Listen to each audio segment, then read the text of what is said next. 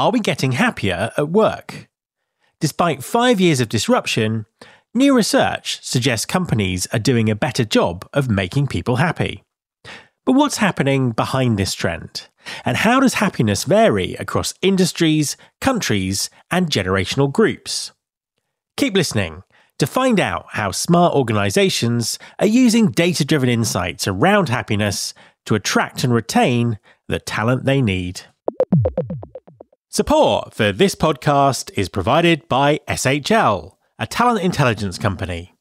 From hiring and development to talent mobility and workforce planning, SHL's assessment solutions and objective workforce insights take the guesswork out of people decisions. With more than 45 years of experience and proven results, SHL's unique blend of science and data combined with predictive analytics and AI are helping HR teams to transform their talent strategy, uncover hidden skills and potential in people, and redefine career opportunities. SHL can help you optimize performance and decision-making at every stage of the talent lifecycle. Visit shl.com to find out more. There's been more of scientific discovery, more of technical advancement and material progress in your lifetime and mine than in all the ages of history.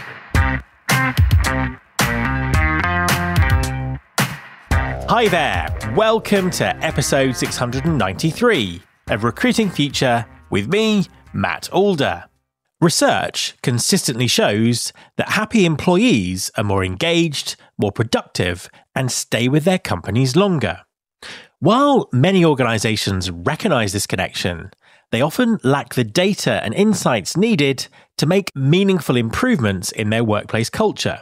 With different generations having different expectations from work and regional variations in what contributes to happiness, reliable metrics are essential for making the right decisions. So, how can employers better understand workplace happiness and use this data to attract and retain talent? My guest this week is Matt Ward, Head of Recruitment Services at Workle. For their latest research report, Workle surveyed 400,000 employees in 26 industries across 100 countries around the key drivers of workplace happiness. The results give us some fantastic insights that can help make talent acquisition and retention strategies significantly more effective. Hi, Matt, and welcome to the podcast. Hi, Matt. Thanks for having me. A pleasure to have you on the show. Please, could you introduce yourself and tell everyone what you do? Yeah, so I'm Matt Ward. I'm the Head of Recruitment Services here at Workle. We're an employment engagement survey company and a platform for individuals to hopefully work happier. Yeah, tell us a bit more about that because you measure workforce happiness, don't you?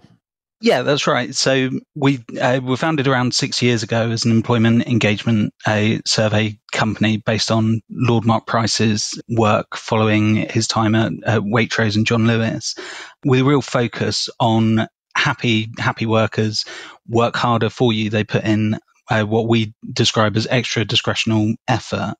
And so what we do here at Workle for individuals and also for companies is provide them our survey, which we call the Happy at Work test, which essentially sort of asks individuals a number of questions about the 6 sort of key topics that we feel contribute to workplace happiness. And that's reward and recognition, information sharing, empowerment, instilling pride, job satisfaction and well-being. And how many people have sort of taken the test over the last 6 years? So over the last 6 years, is over 1 million people have taken the test. And I think today we're going to be talking about some of the data from our 2025 or 2024 data workplace report, which was over 400,000 individuals. Fantastic. And so this is a report that, does it span like the whole of 2024? What's the kind of makeup of the report? Yeah, so the data runs from January 2024 to the 30th of September, and the report was prepared for the end of last year. It covers 26 different industries, over 100 countries, and 100,000 different workplaces. So how does the latest report compare to the previous ones? And is there anything in there that really surprised you? So I think the really interesting thing is that overall workplace happiness seems to be rising at a global level. So we do see different trends and patterns across different countries, but overall it seems that workplaces are catching on and providing the things that their employees want from them to be happy at work. I think probably the most surprising thing that came out of the report was that the sort of Gen Z flight risk was comparable to those in sort of later stages of their careers, 45 plus. And the levels of happiness were the same, whereas the sort of millennials in the middle had lower flight risk, but also sort of lower levels of happiness and engagement, which was a real sort of surprise to me. Yeah, that's really interesting. And let's kind of dive into that a little bit later, because I'd be interested to see what your thoughts are around what's sort of causing that. Before we do, though, let's kind of stick with the bigger picture. What are you seeing as the main drivers of workplace happiness? And is there a difference in them between sectors and between countries? Yeah, so absolutely, there is a difference. So we're seeing sectors like defence and hospitality and retail are actually the areas reporting to lowest levels of workplace happiness, whereas the technology industry has remained the leader for a few years now in our data as the leader in employee engagement. And what's the happiest country to work in? Our data shows that the Philippines is currently the happiest place to work in the world, with sort of really high levels of reporting of happiness against reward and recognition, information sharing and empowerment. Whereas we see sort of Australia and Egypt dipping below our sort of industry and global average of sort of a 70% happiness score. And what about sort of the US and the UK? Where are they sitting? So the UK sits just above our average at a 71% happiness score, and the US is slightly happier, but we are seeing sort of some trends in the US between different age groups and genders dropping slightly. I think one of the interesting things is that you can use this data to kind of really identify what is increasing kind of flight risks in particular places. What are the significant things that are driving up flight risk, and what can employers do to deal with them? Yeah, so that's a really interesting question, Matt. And our data has shown that essentially staff development is the biggest flight risk driver. So we asked people how likely they are to leave their role in the next 9 months. And there's always a correlation between people that are reporting that they're being developed by their employer and a low flight risk, and people saying that they're not being developed by their employer with a high flight risk. And are there any other kind of significant flight risks that you're seeing? Yeah, so we also interestingly see that women are more likely to leave the workplace globally, according to our studies. And that's largely, again, reported due to sort of flexible working. If you kind of dig into that data, are there any kind of other significant findings around that, sort of that kind of male-female split? Yeah, so particularly in the US, we're seeing the biggest difference between female and male flight risk, 5 percentage points. So 25% of women are reporting a flight risk compared to 20% of men. And women in the workplace still tend to find that there are a number of different issues. So we reported that 27% of women face challenges in the workplace when it comes to the menopause or fertility, family planning. Men tend to ask for less flexibility in the workplace. Let's go back to Gen Z. So, and generations in, generational stereotypes in general. You mentioned there that they have as great a flight risk as older people in the workforce, but actually the millennials are kind of slightly different. What's kind of driving that? Do Gen Z have a different attitude towards workplace happiness? How does it kind of split across the age groups? So I think, interestingly, what we're seeing is that employers are sort of reporting the younger employees tend to view work differently, and there's that perception of a lack of drive and ambition. And what we're seeing echoed out through what our survey has said is that Gen Z are looking for that pride in their work and a mission-driven feeling. So it's not a big surprise to see the people working in the non-profit and charity sector have really high levels of engagement with that sort of mission-driven work. And I think it's important for employers to be able to talk to that younger generation about what it does that matters at their work and why they should care, because Gen Z is going to make up projected 30% of the US workforce by 2030. And so are we kind of seeing a mismatch there between what employers think the younger members of their workforce want or need and what they actually want or need? Or is it just that, employers aren't used to talking to people that way? What's kind of driving it, do you think? I think it is that mismatch in communication and communication styles. And there's also no longer that sort of, I think, the trust that going out and getting an education and spending your money on that education is the guarantee of a sort of good and fulfilling job that maybe other generations were sold. And reports show that, again, particularly in the US, the student loan debt is the biggest sort of financial regret of most 19 to 24-year-olds. And I think really giving people passion for work and why you're doing the work is the key to engaging with that younger audience. I also think they are slightly more willing to move, and I think that's where we see that interesting kind of leveling out in flight risk between 19 to 24 and 45 plus, is that there's possibly less responsibility at that age and more confidence that you'll find another job when you're younger, whereas at 45 plus, maybe your kids have left home, or they're certainly moving towards a bit more independence, and there's again that request for flexibility that's driving to some of the flight risk data that we're seeing.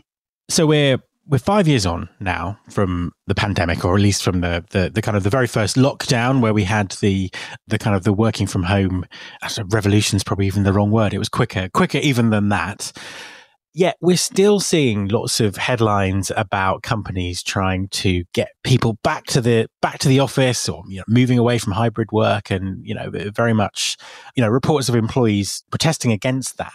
Where does this kind of sit on the happiness index? The kind of the remote working, the hybrid working, the in office working. What's the data telling you about that? Yeah, so it's certainly still a desire from the workforce to have that flexibility, and we've seen more people in industries where there's possibly slightly less flexibility over working hours, or being in offices or work locations.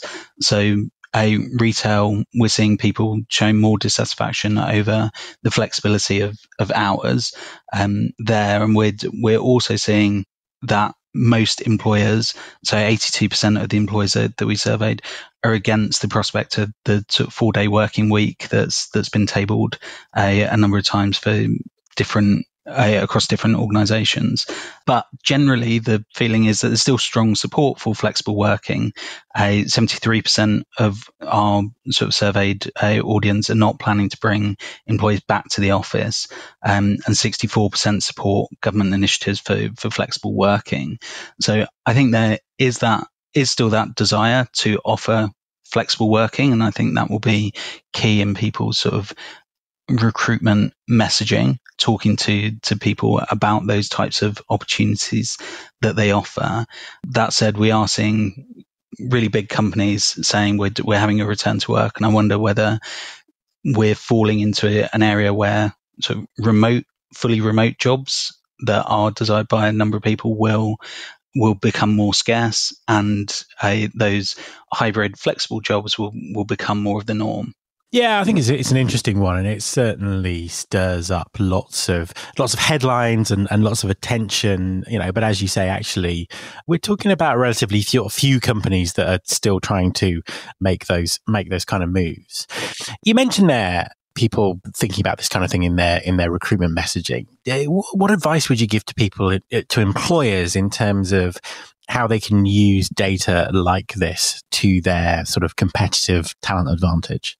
The big thing that we think about here at Workable is that everybody deserves to be happy at work, and that there's a happy role out there for you somewhere. And sometimes roles and companies don't fit. And so what we're trying to espouse are companies that put in place the building blocks to make individuals happy. And it really does often need to be at an individual level. So somebody in their late 40s will have different workplace opportunities that would make them feel happy compared to a younger person starting out their career.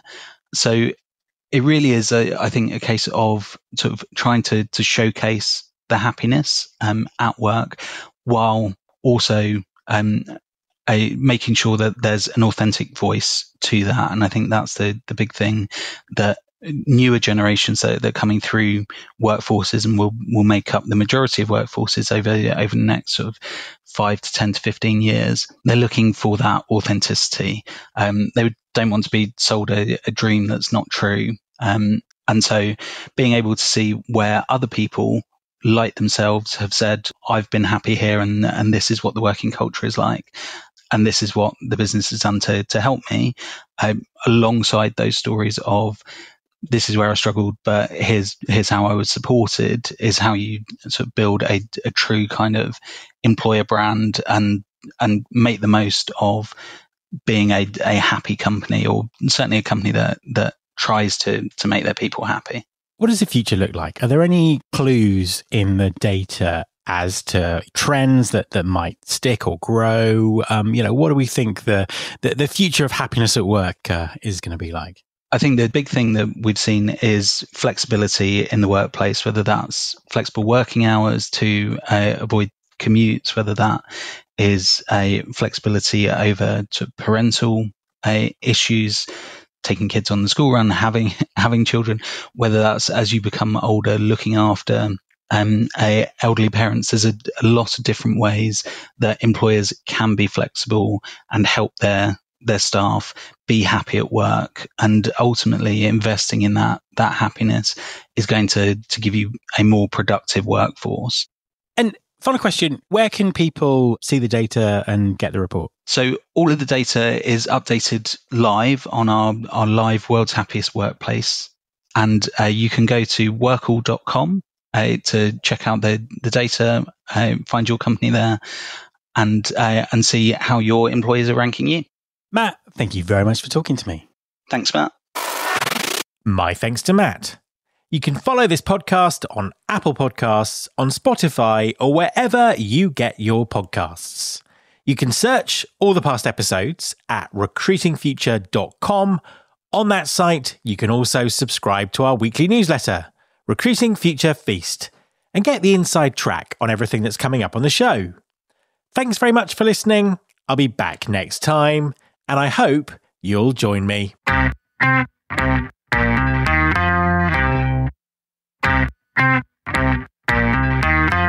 This is my show.